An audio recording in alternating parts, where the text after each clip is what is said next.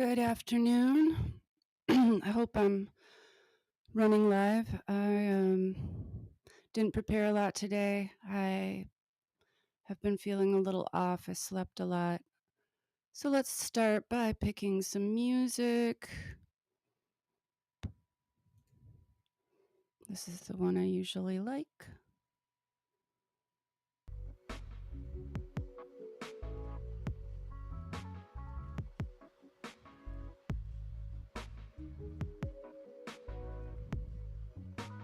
Not bad.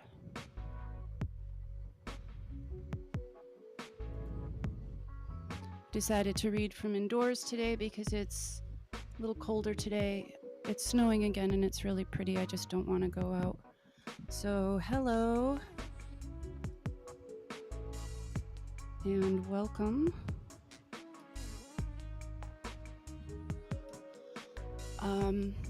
We're going to be continuing with the Argonauts today. Hey, Jess, good to see you. Are you working again today? I can actually see my chat when I broadcast from in my house, like at the computer. Forever love! What up, sister? Hello.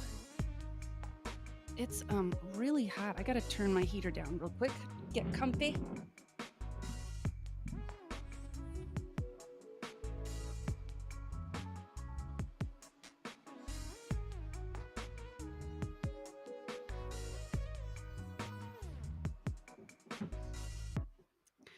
Yeah, so no fanciness today or anything. Maybe it might even be obvious that I'm a little off feeling today. I don't know how everyone else is doing, but I felt like not physically sick, but just run down, like run over by a truck. Tired, sleepy. Oh, the poor bunnies. Yeah, we had to constantly work at trying to find different ways to keep the water from freezing for our chickens. It's quite a challenge, unless you want to run electricity outside and run one of those little heat lamps, which is what we ended up eventually doing. We kept a heat lamp on the little drinking cups on their water dispenser. And there's those big, neat, immersible water warmers that you can get for farm stuff, but I don't think that would work for little bunnies, would it?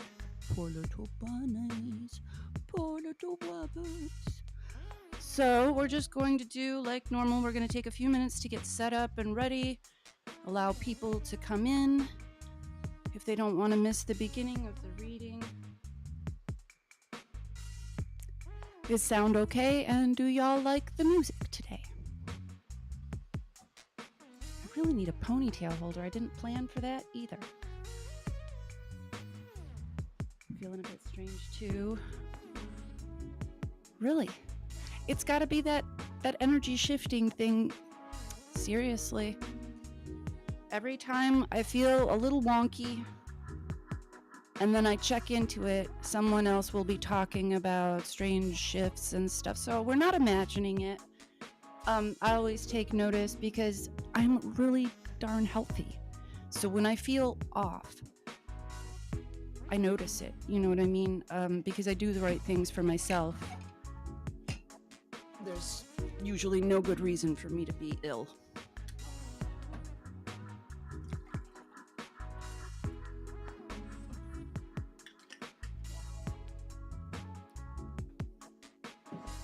No, everything's gonna float in this background. I didn't even turn on special effects or anything. Don't care. Not today. Not today. Those are my socks, by the way. Poof, they're gone. Barb stole my ashtray. There it is. We got our juice.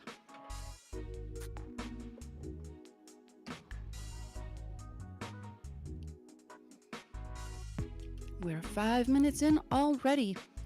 It really does seem like time is going by far too quickly. You love Barb, and this is Barb's little bud. Buddy.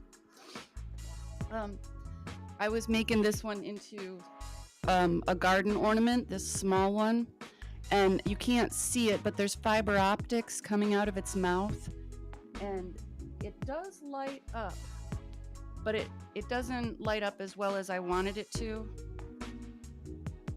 See, you can barely see the fiber optics on screen. I think in the garden it'll show up. But I still am going to have to add way more lights to make it work properly. And there it goes, because it's a solar light. How cool is that? I've got another little monster.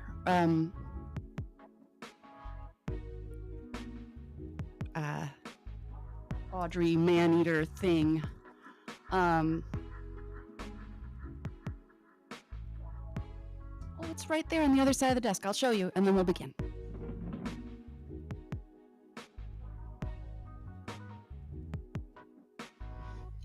This is my other little buddy. Hi, squirrel. This one I am doing for my little cousin's daughters who live in Germany, because she literally said on her birthday this summer that she wanted a Venus flytrap, and I went, no friggin' way. I happen to make those. So I'm working on this one with miniature and a set of coasters for them that have little fairies with real butterfly wings. Hello, shadow and light. Good to see you. So, let's begin, shall we? Try to get comfortable.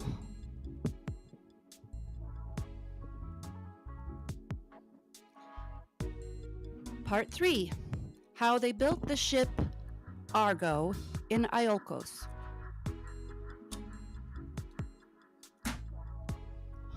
So the heralds went out and cried to all the heroes of Manua, who dare come to the adventure of the Golden Fleece?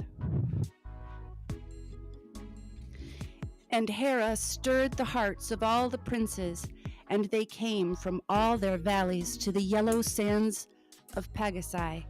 And first came Heracles the mighty with his lion's skin and club, and behind him Hylas, the young squire, who bore his arrows and his bow, and Typhus, the skillful steersman, and Butes, the fairest of all men, and Castor and Pollux, the twins, the sons of the magic swan, and Caeneus, the strongest of mortals, whom the centaurs tried in vain to kill, and overwhelmed him with trunks of pine trees, but even so he would not die. And thither came Zetus and Calais, the winged sons of the north wind, and Peleus, the father of Achilles, whose bride was silver-footed Thetis, the goddess of the sea. And thither came Telamon and Oileus, the fathers of the two Iantes, who fought upon the plains of Troy, and Mopsus, the wise soothsayer, who knew the speech of birds, and Idmon, to whom Phoebus gave a tongue to prophecy of things to come, and Anceos and Chaos, who could read the stars and knew all the circles of the heavens, and Argus, the famed shipbuilder, and many a hero more, in helmets of brass and gold with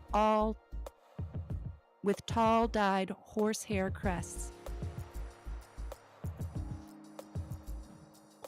and embroidered shirts of linen beneath their coats of mail, the greaves of polished tin to guard their knees in fight, each man his shield upon his shoulder, of many a fold of tough bull's hide, and his sword of tempered bronze in his silver-studded belt, and in his right hand a pair of lances of the heavy white ash staves.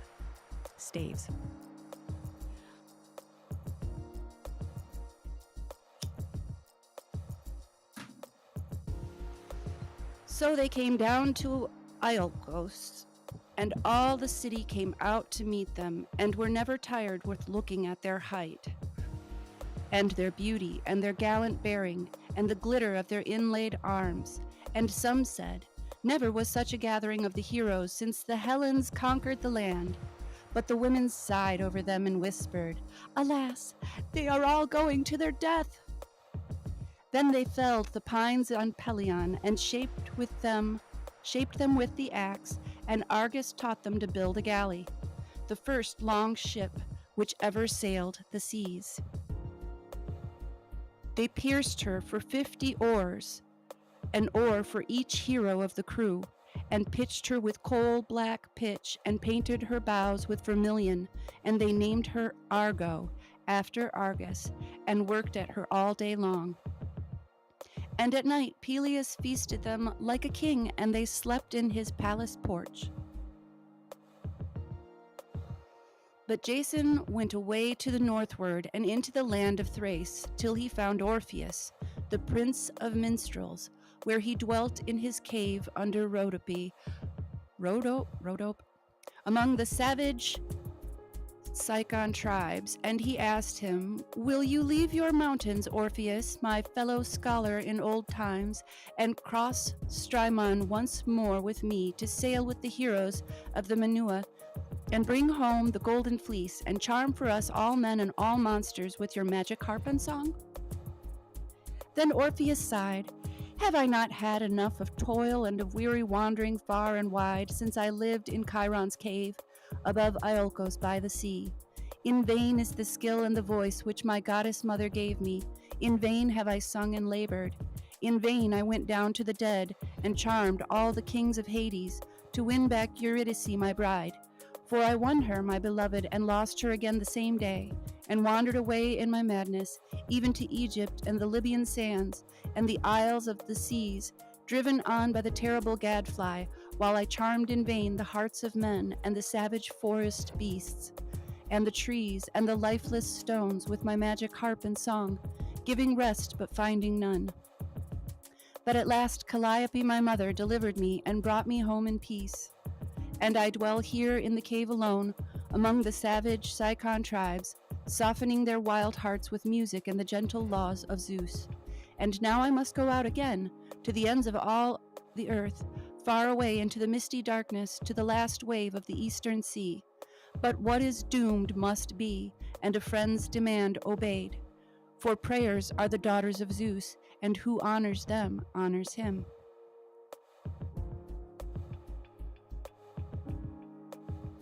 Then Orpheus rose up sighing, and took his harp and went over Strymon. And he led Jason to the southwest, up the banks of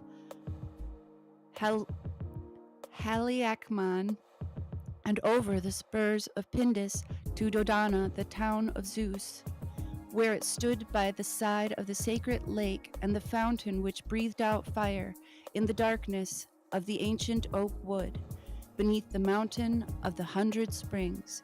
And he led him to the holy oak, where the black dove settled in old times, and was changed into the priestess of Zeus, and gave oracles to all nations round. And he bade him cut down a bough and sacrifice to Hera and to Zeus. And they took the bough and came to Iolcos and nailed it to the bulkhead of the ship. And at last the ship was finished, and they tried to launch her down the beach, but she was too heavy for them to move her, and her keel sank deep in the sand. Then all the heroes looked at each other, blushing, but Jason spoke and said, let us ask the magic bough, perhaps it can help us in our need. Then a voice came up from the bough, and Jason heard the words it said, and bade Orpheus play upon the harp, while the heroes waited round, holding the pine trunk rollers to help her toward the sea. Then Orpheus took his harp and began his magic song. How sweet it is to ride upon the surges, and to leap from wave to wave, while the wind sings cheerful in the cordage, and the oars flash fast among the foam. How sweet it is to roam across the ocean, and see new towns and wondrous lands, and to come home laden with treasure, and to win undying fame. And the good ship Argo heard him, and longed to be away and out to sea, till she stirred in every timber, and heaved from stem to stern, and leapt up from the sand upon the rollers, and plunged onward like a gallant horse, and the heroes fed her path with pine trunks, till she rushed into the whispering sea. Then they stored her well with food and water, and pulled the ladder up on board, and settled themselves each man to his oar, and kept time to Orpheus's harp. And away across the bay they rowed southward, while the people lined the cliffs, and the women wept while the men shouted at the starting of that gallant crew.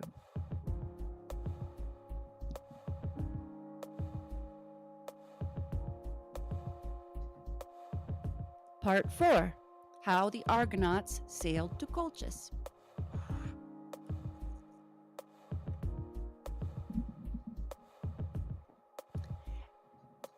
And what happened next, my children, whether it be true or not, stands written in ancient songs, which you shall read for yourselves some day. And grand old songs they are, written in grand old rolling verse, and they call them the Songs of Orpheus, or the Orphics, to this day. And they tell how the heroes came to Aphetai across the bay, and waited for the southwest wind, and chose themselves a captain from their crew, and how all called for Heracles, because he was the strongest and most huge, but Heracles refused, and called for Jason, because he was the wisest of them all. So Jason was chosen captain, and Orpheus heaped a pile of wood and slew a bull, and offered it to Hera, and called all the heroes to stand round, each man's head crowned with olive, and to strike their swords into the bull. Then he filled a golden goblet with the bull's blood, and with wheaten flour and honey and wine, and the bitter salt sea water, and bade the heroes taste. So each tasted the goblet, and passed it round, and vowed an awful vow. And they vowed before the sun and the night and the blue-haired sea who shakes the land, to stand by Jason faithfully in the adventure of the golden fleece, and whosoever shrank back or disobeyed or turned traitor to his vow, then justice should witness against him, and the furies who track guilty men. Ooh. Then Jason lighted the pile and burnt the carcass of the bull, and they went to the ship Argo and sailed eastward, like men who have work to do. And the place from which they went was called Aphetai, the sailing place, from that day forth. 3,000 years and more they sailed away into the unknown eastern seas. And great nations have come and gone since then, and many a storm has swept the earth, and many a mighty armament, to which Argo would be but one small boat. English and French, Turkish and Russian have sailed those waters since, yet the fame of that small Argo lives forever, and her name is become a proverb among men.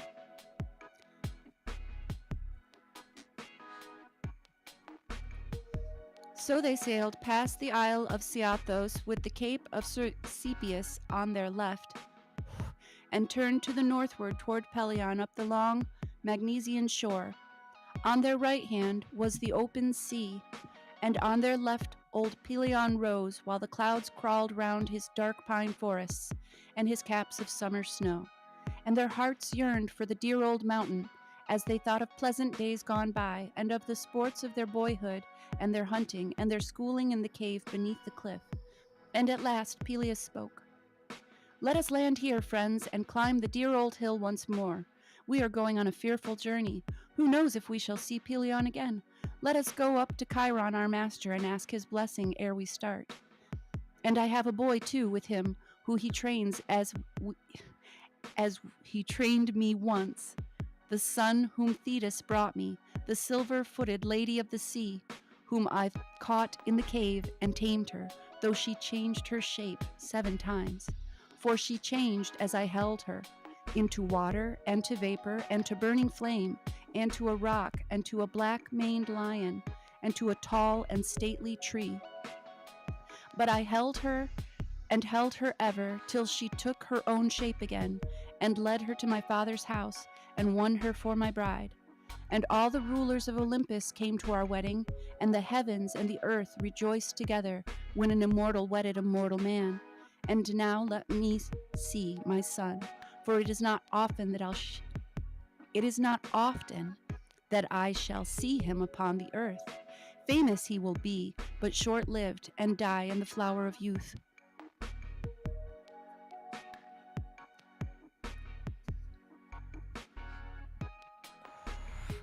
So Typhus, the helmsman, steered them to the shore under the crags of Pelion, and they went up through the dark pine forest toward the centaur's cave. And they came into the misty hall beneath the snow-crowned crag, and saw the great centaur lying with his huge limbs spread upon the rock, and beside him stood Achilles, the child whom no steel could wound, and played upon his harp right sweetly, while Chiron watched and smiled. Then Chiron leapt up and welcomed them, and kissed them every one, and set a feast before them of swine's flesh and venison and good wine. And young Achilles served them, and carried the golden goblet round. And after supper all the heroes clapped their hands, and called on Orpheus to sing. But he refused and said, "How can I, who am the younger, sing before our ancient host?" So they called on Chiron to sing, and Achilles brought him his harp. And he began a wondrous song, a famous story of old time, of the fight between centaurs and the Lapithae, which you may still see carved in stone in the Elgin marbles. Footnote. He sang how his brothers came to ruin by their folly, when they were mad with wine, and how they and the heroes fought with fists and teeth and the goblets from which they drank, and how they tore up the pine trees in their fury, and hurled great crags of stone, while the mountains thundered with the battle, and the land was wasted far and wide, till the Lapithae drove them from their home in the rich Thessalian plains, to the lonely glens of Pindus, leaving Chiron all alone. And the heroes praised his song right heartily, for some of them had helped in that great fight. Then Orpheus took the lyre and sang of chaos, and the making of the wondrous world, and how all things sprang from love, who could not live alone in the abyss. And as he sang, his voice rose from the cave, above the crags, and through the treetops, and the glens of the oak and pine.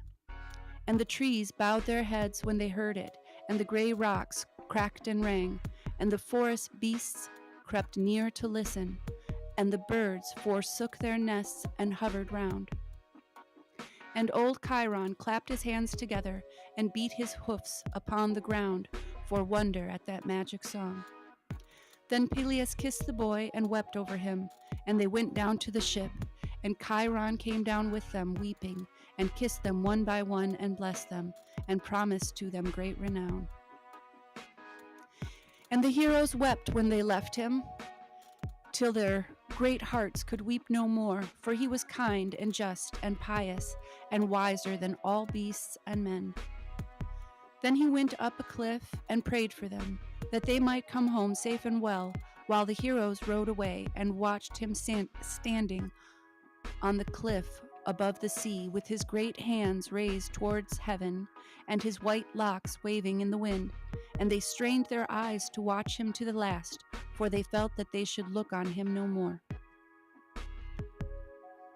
So they rode on over the long swell of sea, past Olympus, the seat of the immortals, and past the wooded bays of Athos and Samothrace, the sacred isle, and they came past Lemnos to the Hellespont, and through the narrow strait of Abydos, and so on into Propontis, which we call Marmora now.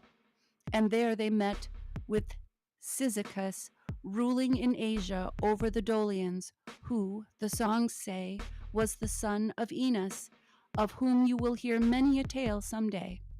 For Homer tells us how he fought at Troy, and Virgil how he sailed away and founded Rome. Now Cyzicus, the songs say, welcomed the heroes, for his father had been one of Chiron's scholars, so he welcomed them and feasted them and stored their ship with corn and wine and cloaks and rugs, the songs say, and shirts, of which no doubt they stood in need. But at night, while they lay sleeping, came down on them terrible men, who lived with the bears in the mountains, like titans or giants in shape. For each of them had 6 arms, and they fought with young firs and pines. But Heracles killed them all before morn with his deadly poisoned arrows. But among them, in the darkness, he slew Cyzicus, the kindly prince. Oh no. Then they got to their ship and to their oars, and Typhus bade them cast off the hawsers and go to sea. But as he spoke, a whirlwind came and spun the Argo round, and twisted the hawsers together, so that no man could loose them. Then Typhus dropped the rudder from his hand and cried, "This comes from the gods above." But Jason went forward and asked counsel of the magic bow. Then the magic bow spoke and answered, "This is because you have slain Cyzicus your friend. You must appease his soul, or you will never leave this shore." Jason went back sadly and told the heroes what he had heard, and they leapt on shore and searched till dawn. And at dawn they found the body, all rolled in dust and blood, among the corpses of those monstrous beasts. And they wept over their kind host, and laid him on a fair bed, and heaped a huge mound over him, and offered black sheep at his tomb. And Orpheus sang a magic song to him, that his spirit might have rest. And then they held games at the tomb after the custom of those times, and Jason gave prizes to each winner. To Anchius he gave a golden cup, for he wrestled best of all, and to Heracles a silver one, for he was the strongest of all. And to Castor, who rode best, a golden crest, and Pollux the boxer had a rich carpet, and to Orpheus for his song a sandal with golden wings. But Jason himself was the best of all the archers, and the Minuai crowned him with an olive crown, and so, the songs say, the soul of good Cyzicus was appeased, and the heroes went on their way in peace. But when Cyzicus' wife heard that he was dead, she died likewise of grief, and her tears became a fountain of clear water, which flows the whole year round. Hello, Mr. Super Sidewinder. Nice to see you.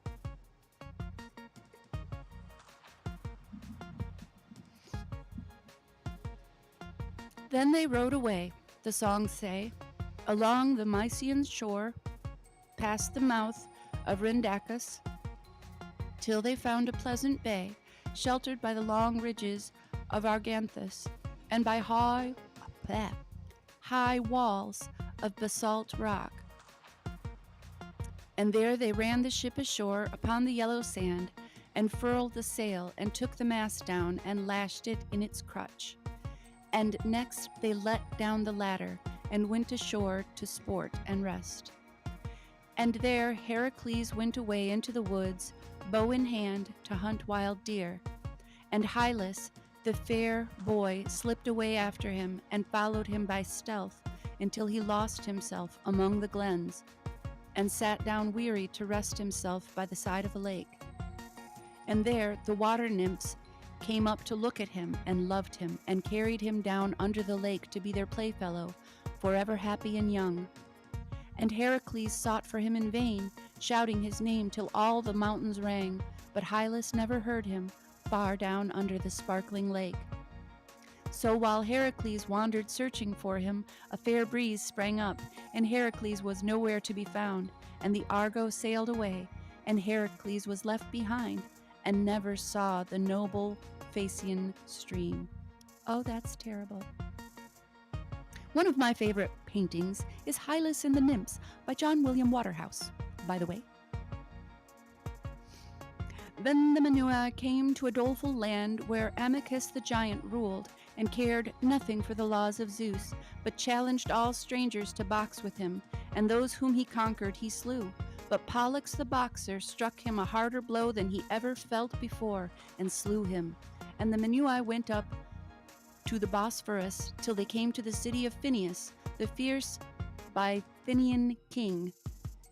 Zetes and Calais bade Jason land there, for they had a work to do. And they went up from the shore toward the city through forests white with snow, and Phineas came out to meet them with a lean and woeful face and said, "Welcome, gallant heroes, to the land of bitter blasts, a land of cold and misery. Yet I will feast you as best I can." And he led them in and set meat before them, but before they could put their hands to their mouths, came down 2 fearful monsters, the like of whom man never saw, for they had the faces and the hair of fair maidens, but the wings and claws of hawks, and they snatched the meat from the table and flew shrieking out above the roofs.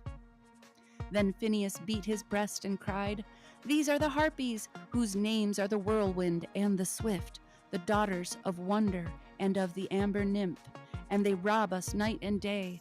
They carried off the daughters of Pandareus, whom all the gods had blessed, for Aphrodite fed them on Olympus with honey and milk and wine, and Hera gave them beauty and wisdom, and Athena skill in all the arts.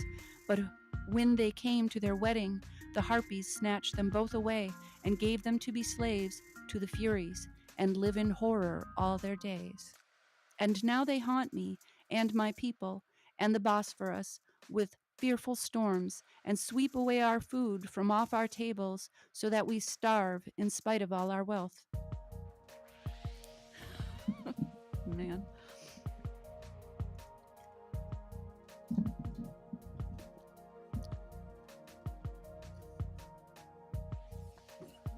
Just. Then uprose Zetus and Calais, the winged sons of the north wind, and said, "Do you not know us, Phineas, and these wings which grow upon our backs?" And Phineas hid his face in terror, but he answered not a word. "Because you have been a traitor, Phineas, the Harpies haunt you night and day. Where is Cleopatra, our sister, your wife, whom you keep in prison? And where are her 2 children, whom you blinded in your rage, at the bidding of an evil woman, and cast them out upon the rocks? Swear to us that you will right our sister, and cast out that wicked woman, and then we will free you from your plague, and drive the whirlwind maidens from the south. But if not, we will put out your eyes, and as you put out the eyes of your own sons." Then Phineas swore an oath to them, and drove out the wicked woman. And Jason took those 2 poor children and cured their eyes with magic herbs. But Zetus and Calais rose up sadly and said, "Farewell now, heroes all, farewell, our dear companions, with whom we played on Pelion in old times. For a fate is laid upon us, and our day is come at last, in which we may hunt the whirlwinds over land and sea forever. And if we catch them, they die, and if not, we die ourselves." At that all the heroes wept, but the 2 young men sprang up and aloft into the air after the Harpies, and the battle of the winds began. The heroes trembled in silence as they heard the shrieking of the blasts, while the palace rocked, and all the city and great stones were torn from the crags, and the forest pines were hurled eastward, north and south, and east and west, and the Bosphorus boiled white with foam, and the clouds were dashed against the cliffs. But at last the battle ended, and the Harpies fled screaming toward the south, and the sons of the north wind rushed after them, and they brought clear sunshine where they passed. For many a league they followed them, over all the isles of the Cyclades, and away to the southwest across Hellas, till they came to the Ionian Sea, and there they fell upon the Echinades at the mouth of the Achelous, and those isles were called the Whirlwind Isles for many 100 years. But what became of Zetus and Calais I know not, for the heroes never saw them again, and some say that Heracles met them and quarreled with them, and slew them with his arrows. And some say that they fell down from weariness and the heat of the summer sun, and that the sun god buried them among the Cyclades in the pleasant isle of Tenos. And for many 100 years their grave was shown there, and over it a pillar which turned to every wind. But dark storms and whirlwinds haunt the Bosphorus until this day. But the Argonauts went eastward and out into the open sea, which we now call the Black Sea, but it was called the Euxine then. No Hellen had ever crossed it, and all feared that dreadful sea, and its rocks and shoals and fogs and bitter freezing storms. And they told strange stories of it, some false and some half true, how it stretched northward to the ends of the earth, and the sluggish, putrid sea, and the everlasting night, and the regions of the dead. So the heroes trembled for all their courage as they came into that wild Black Sea, and saw it stretching out before them without a shore as far as the eye could see. And Orpheus spoke first, and warned them, "We shall come now to the wandering blue rocks. My mother warned me of them, Calliope, the immortal muse." And soon they saw the blue rocks shining, like spires and castles of gray glass, while an ice-cold wind blew from them and chilled all the heroes' hearts. And as they neared, they could see them heaving as they rolled upon the long sea waves, crashing and grinding together till the roar went up to heaven. The sea sprang up in spouts between them and swept round them in white sheets of foam, but their heads swung nodding high in the air while the wind whistled shrill among the crags. The heroes' hearts sank within them, and they lay upon their oars in fear. But Orpheus called to Tiphys the helmsman, "Between them we must pass, so look ahead for an opening and be brave, for Hera is with us."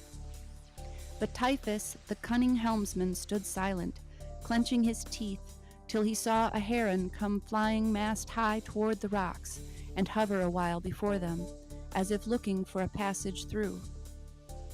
Then he cried, "Hera has sent us a pilot. Let us follow the cunning bird." Then the heron flapped to and fro a moment, till he saw a hidden gap, and into it he rushed like an arrow, while the heroes watched what would befall. And the blue rocks clashed together as the bird fled swiftly through, but they struck but a feather from his tail, and then rebounded apart at the shock. Then Tiphys cheered the heroes, and they shouted, and the oars bent like withes beneath their strokes, and they rushed between those toppling ice crags and the cold blue lips of death. And ere the rocks could meet again, they had passed them, and were safe out in the open sea. After that they sailed on wearily along the Asian coast by the black cape of Thynias, where the hot stream of Thymbrus falls into the sea, and Sangarius, whose waters float on the Euxine, till they came to Wolf the river, and to Wolf the kindly king. And there died 2 brave heroes, Idmon and Tiphys, the wise helmsman. One died of an evil sickness, and one a wild boar slew. So the heroes heaped a mound above them, and set upon it an oar, and left them there to sleep together on the far-off Lycian shore. But Idas killed the boar, and avenged Tiphys, and Ancaeus took the rudder and was helmsman, and steered them on toward the east. Intermission while I light a cigarette? Half a cigarette.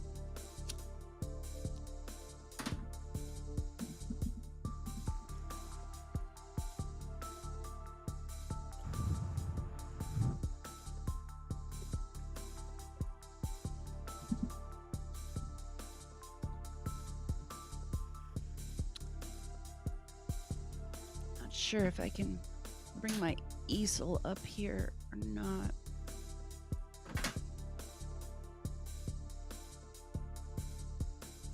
I'm going to rearrange for just a moment here. If I can find some clips to make my book lie flat.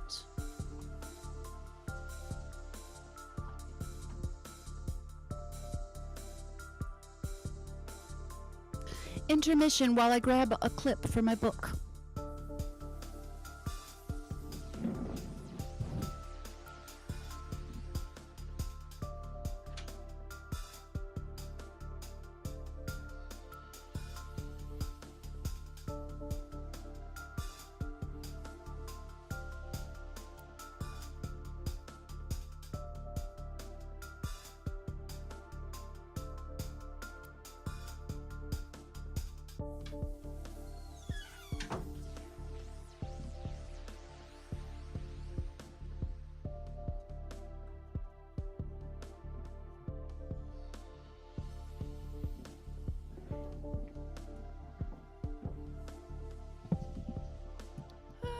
Okay. There we go.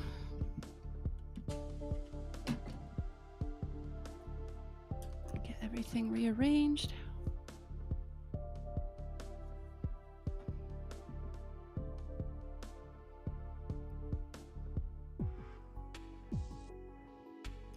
Let's see. And they went on past Sinope and many a mighty river's mouth, and past many a barbarous tribe, and the cities of the Amazons, the warlike women of the east, till all night they heard the clank of anvils and the roar of furnace blasts, and the forge fires shone like sparks through the darkness in the mountain glens aloft. For they were come to the shores of the Chalybes. I should have done a primer on Greek. The smiths who never tire, but serve Ares, the cruel war god, forging weapons day and night. And at day dawn they looked eastward, and midway between the sea and the sky they saw white snow peaks hanging, glittering sharp and bright above the clouds, and they knew that they were come to Caucasus, at the end of all the earth. Caucasus, the highest of all mountains, the father of the rivers of the east. On his peak lies chained the Titan, while a vulture tears his heart, and at his feet are piled dark forests round the magic Colchian land.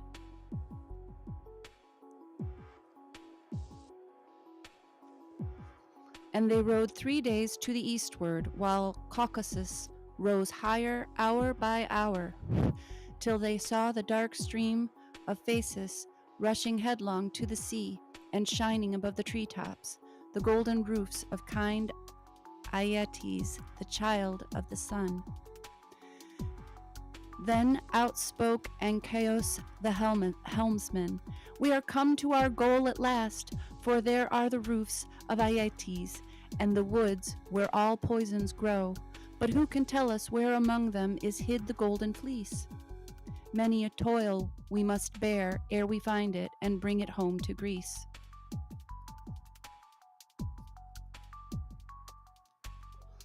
But Jason cheered the heroes, for his heart was high and bold. He said, "I will go alone up to Aeetes, though he be called the child of the sun, and win him with soft words. Better so than to go all together, and to come to blows at once." But the Minuai would not stay behind, so they rowed boldly up the stream. That is just not staying. Oh. And a dream came to Aeetes, and he filled his heart with fear. He thought he saw a shining star which fell into his daughter's lap, and that Medea, his daughter, took it gladly, and carried it to the riverside, and cast it in, and there the whirling river bore it down and out to the Euxine Sea. Then he leapt up in fear, and bade his servants bring him a chariot, that he might go down to the riverside and appease the nymphs and the heroes whose spirits haunt the bank. So he went down in his golden chariot, and his daughters by his side, Medea, the fair witch maiden, and I don't know how to say this one, Chalciope, who had been Phrixus's wife, and behind him servants and soldiers, for he was a rich and mighty prince. And as he drove down by the reedy river, he saw Argo sliding up beneath the bank, and many a hero in her, like immortals for beauty and for strength, as their weapons glittered round them in the level morning sunlight, through the white mist of the stream. But Jason was the noblest of all, for Hera, who loved him, gave him beauty and tallness and terrible manhood. And when they came near together and looked into each other's eyes, the heroes were awed before Aeetes as he shone in his chariot, like his father, the glorious sun, for his robes were of rich gold tissue, and the rays of his diadem flashed fire, and in his hand he bore a jeweled scepter, which glittered like the stars, and sternly he looked at them under his brows, and sternly he spoke aloud. Who are you, and what want you here that you come to the shore of Cutea? Do you take no account of my rule, nor of my people, the Colchians who serve me, who never tired yet in the battle, and know well how to face an invader?" And the heroes sat silent for a while before the face of that ancient king. But Hera, the awful goddess, put courage into Jason's heart, and he rose and shouted loudly in answer. "We are no pirates, nor lawless men. We come not to plunder and to ravage or carry away slaves from your land. But my uncle, the son of Poseidon, Peleus, the Minuan king, he it is who has set me on a quest to bring home the golden fleece, and these too, my bold comrades, they are no nameless men, for some are the sons of immortals, and some of heroes far renowned. And we too never tire in battle, and know well how to give blows and to take. Yet we wish to be guests at your table. It will be better for us both." Then Aedes' rage rushed up like a whirlwind, and his eyes flashed fire as he heard, but he crushed his anger down in his breast, and spoke mildly a cunning speech. "If you will fight for the fleece with my Colchians, then many a man must die. But do you indeed expect to win from me the fleece in fight? So few are you, that if you be worsted, I can load your ship with your corpses. But if you will be ruled by me, you will find it better far to choose the best man among you, and let him fulfill the labors which I demand. Then I will give him the golden fleece for a prize and a glory to you all."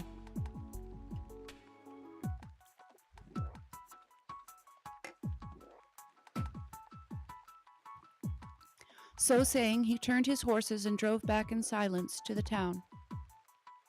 And the Minuai sat with sorrow, and longed for Heracles and his strength, for there was no facing the thousands of the Colchians and the fearful chance of war.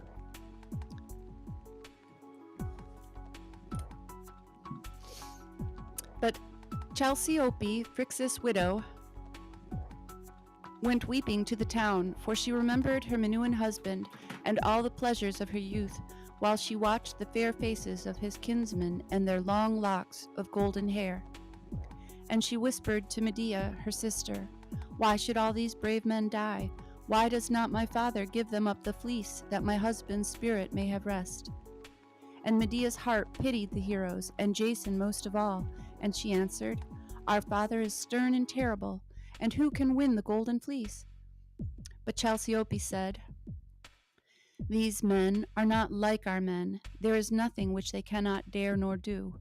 And Medea thought of Jason and his brave countenance, and said, "If there was one among them who knew no fear, I could show him how to win the fleece." So in the dusk of evening they went down to the riverside, Chalciope and Medea the witch maiden, and Argus, Phrixus' son. And Argus the boy crept forward among the beds of reeds, till he came where the heroes were sleeping, on the thwarts of the ship, beneath the bank, while Jason kept ward on the shore, and leaned upon his lance full of thought. And the boy came to Jason and said, "I am the son of Phrixus, your cousin, and Chalciope, my mother, waits for you to talk about the golden fleece." Then Jason went boldly with the boy, and found the two princesses standing, and when Chalciope saw him, she wept, and took his hands and cried, "O cousin of my beloved, go home before you die." "It would be base to go home now, fair princess, and to have sailed all these seas in vain." Then both the princesses besought him, but Jason said, "It is too late." "But you know not," said Medea, "what he must do who would win the fleece. He must tame the 2 brazen-footed bulls who breathe devouring flame, and with them he must plow ere nightfall 4 acres in the field of Ares, and he must sow them with serpents' teeth, of which each tooth springs up into an armed man. Then he must fight with all those warriors, and little will it profit him to conquer them, for the fleece is guarded by a serpent, more huge than any mountain pine, and over his body you must step if you would reach the golden fleece."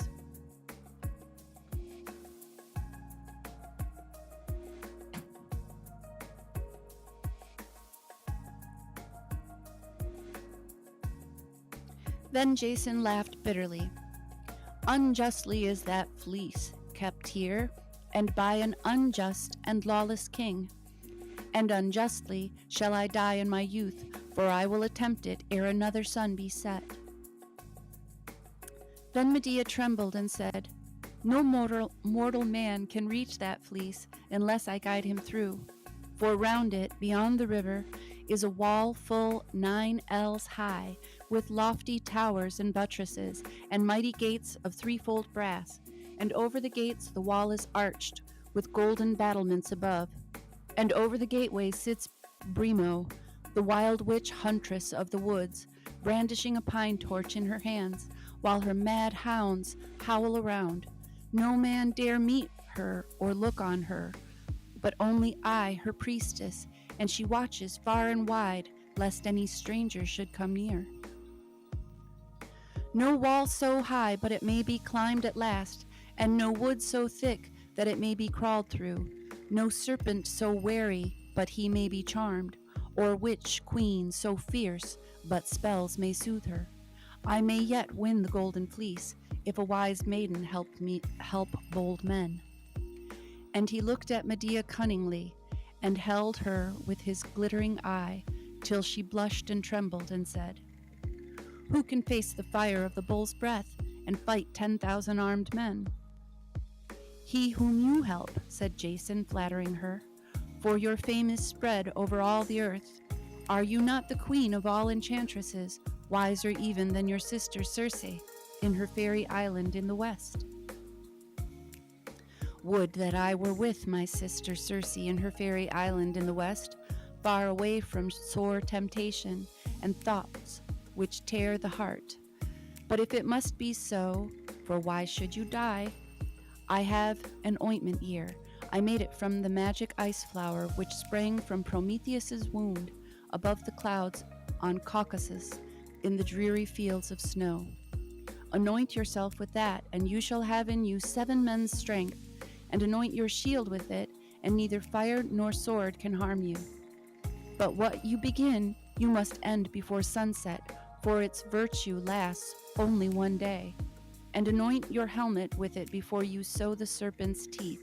And when the sons of earth spring up, cast your helmet among their ranks, and the deadly crop of the war god's field will mow itself and perish.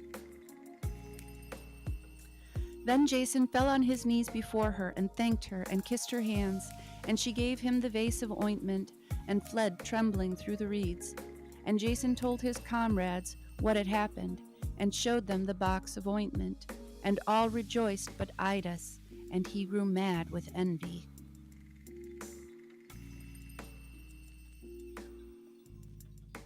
Lord Racer, hi! Good to see you, buddy. And at sunrise, Jason went and bathed, and anointed himself from head to foot, and his shield, and his helmet, and his weapons, and bade his comrades try the spell. So they tried to bend his lance, but it stood like an iron bar, and Idas, in spite, hewed at it with his sword, but the blade flew to splinters in his face. Then they hurled their lances at his shield, but the spear points turned like lead, and Caeneus tried to throw him, but he never stirred a foot, and Pollux struck him with his fist, a blow which would have killed an ox, but Jason only smiled, and the heroes danced around him with delight. And he leapt and ran and shouted in the joy of that enormous strength, till the sun rose, and it was time to go and to claim Aeetes' promise. So he sent up Telamon and Athalides to tell Aeetes that he was ready for the fight, and they went up among the marble walls and beneath the roofs of gold, and stood in Aeetes' hall, while he grew pale with rage. Fulfill your promise to us, child of the blazing sun. Give us the serpent's teeth, and let loose the fiery bulls, for we have found a champion among us who can win the golden fleece. And Aeetes bit his lips, for he fancied that they had fled away by night, but he could not go back from his promise, so he gave them the serpent's teeth.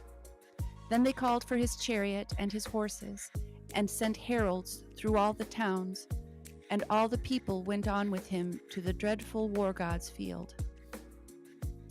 And there Aeetes sat upon his throne with his warriors on each hand, thousands and tens of thousands, clothed from head to foot in steel chain mail, and the people and the women crowded to every window and bank and wall, while the Menui stood together, a mere handful in the midst of that great host. And Chalciope was there, and Argus, trembling, and Medea wrapped closely in her veil. But Aeetes did not know she was muttering cunning spells between her lips. Then Jason cried, "Fulfill your promise and let your fiery bulls come forth."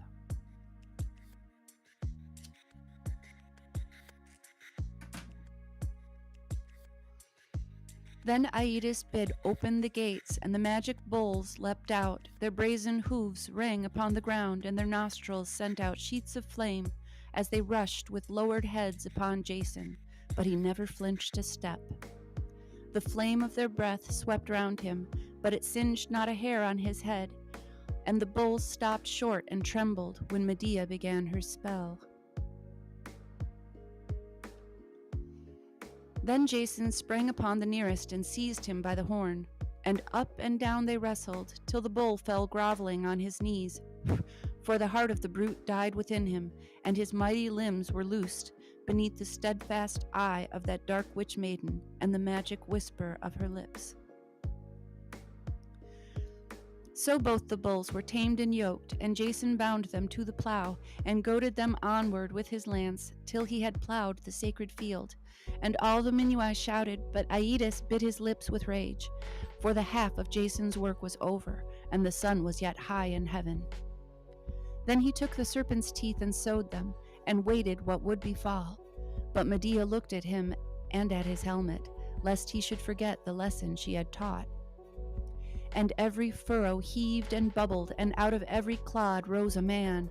Out of the earth they rose by thousands, each clad from head to foot in steel, and drew their swords and rushed on Jason, where he stood in the midst alone.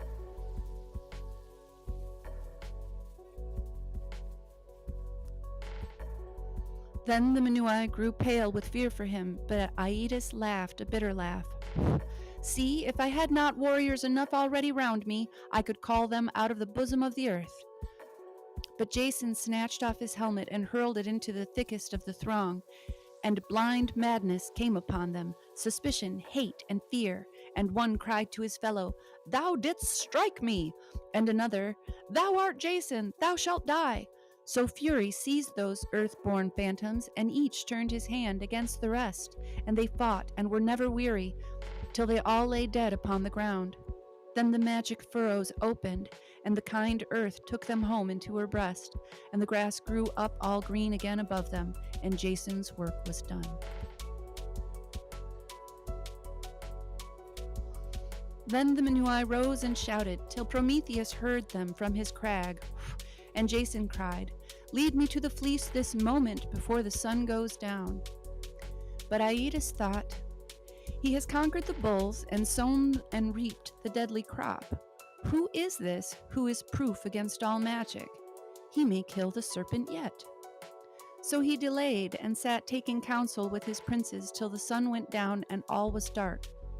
Then he bade a herald cry, "Every man to his home for tonight. Tomorrow we will meet these heroes and speak about the golden fleece." Then he looked at Medea. "This is your doing, false witch maid. You have helped these yellow-haired strangers and brought shame upon your father and yourself." Medea shrank and trembled, and her face grew pale with fear, and Aeetes knew that she was guilty and whispered, "If they win the fleece, you die." What an old brute.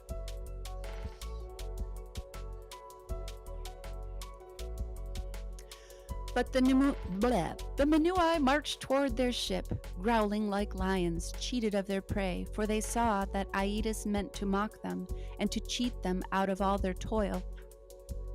And Oileus said, "Let us go to the grove together and take the fleece by force." And Idas the rash cried, "Let us draw lots who shall go in first. For while the dragon is devouring one, the rest can slay him and carry off the fleece in peace." But Jason held them back, though he praised them, for he hoped for Medea's help.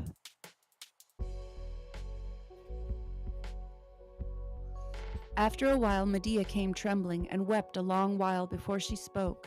And at last she said, "My end is come, and I must die, for my father has found out that I have helped you. You he would kill if he dared, but he will not harm you because you have been his guests. Go then, go, and remember poor Medea when you are far away across the sea." But all the heroes cried, "If you die, we die with you, for without you we cannot win the fleece, and home we will never go without it, but fall here fighting to the last man." "You need not die," said Jason. "Flee home with us, across the sea. Show us first how to win the fleece, for you can do it. Why else are you the priestess of the grove?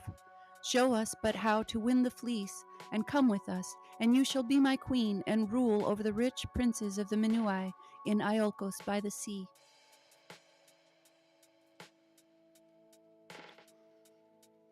And all the heroes pressed round and vowed to her that she should be their queen.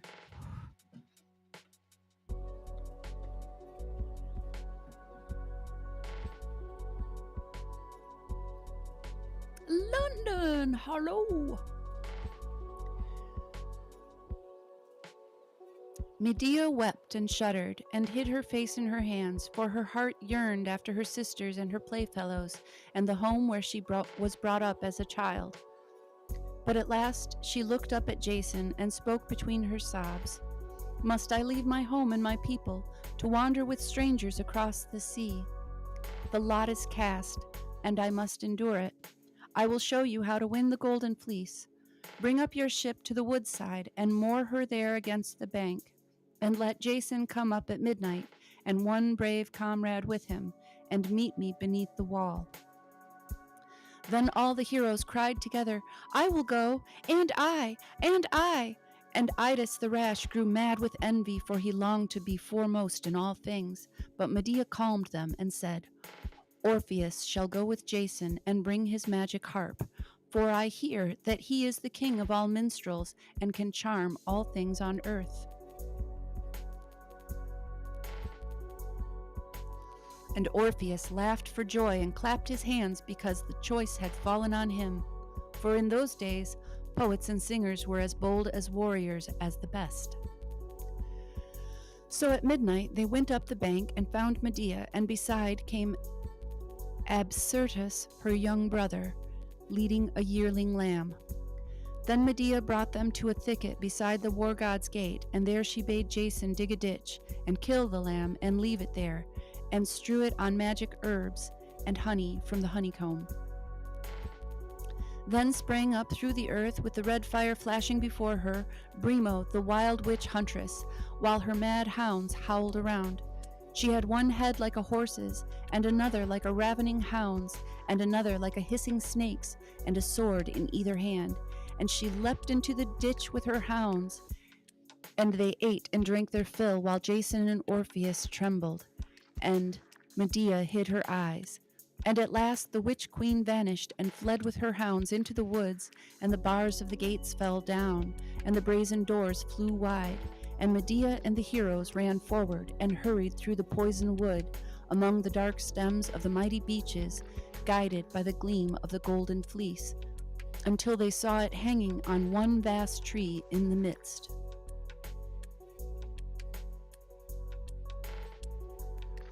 And Jason would have sprung to seize it, but Medea held him back and pointed, shuddering, to the tree foot, where the mighty serpent lay, coiled in and out among the roots, with a body like a mountain pine, his coils stretched many a fathom, spangled with bronze and gold, and half of him they could see, but no more, for the rest lay in darkness far beyond.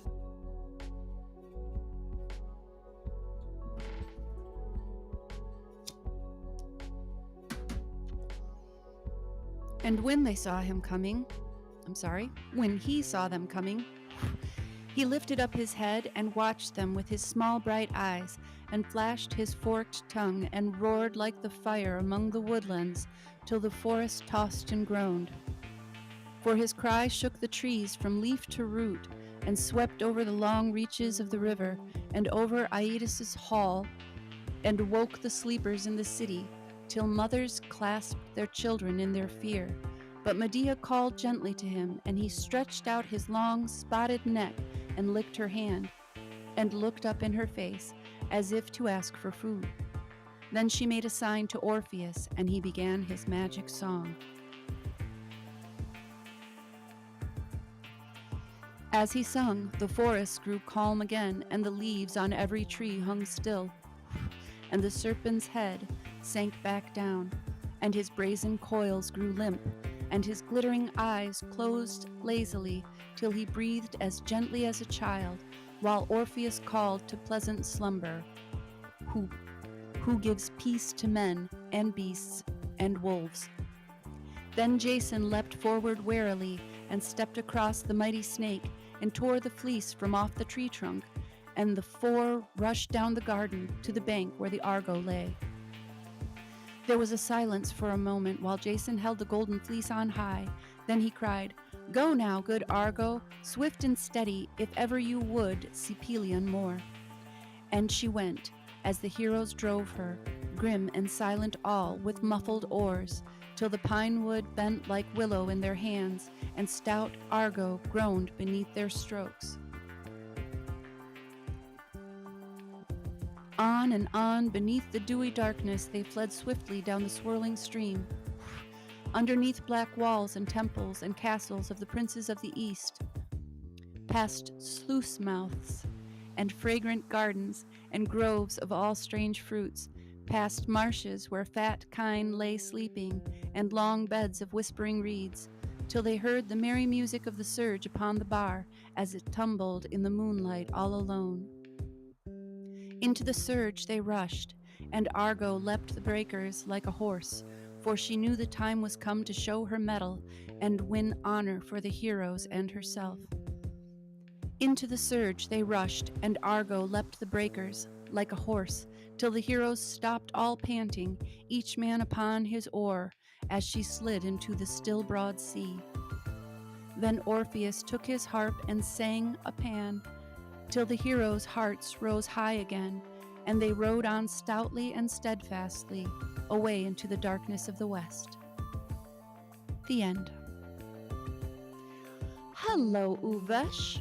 Lovely to see you today. Mojo Shop and Joe King have also joined us. That was the end of the Argonauts. The next story in this book is The Hunting of the Caledonian Boar. We will start that tale tomorrow. Tomorrow or the next day, whichever day I feel like reading next. Hopefully I feel better. I still feel really weird, sleepy and strange. I don't know, like just so tired. And I've slept. So, let's give a shout out halo to all my good friends and neighbors in Never Never Land. Uvesh, Panja, Joe King, Mojo Shop, Lord Racer, London McLovin, Forever Love, Mr. Super Sidewinder, Shadow and Light, Squirrel Sniper, and Jess Palmer. Did I miss anyone? I know in some other shows I have missed some of my guests in shout-outs. I apologize. Future and past, I love you all. I wish you many happy hours. Enjoy your day wherever you are. Never give up, never surrender, and I will see you soon.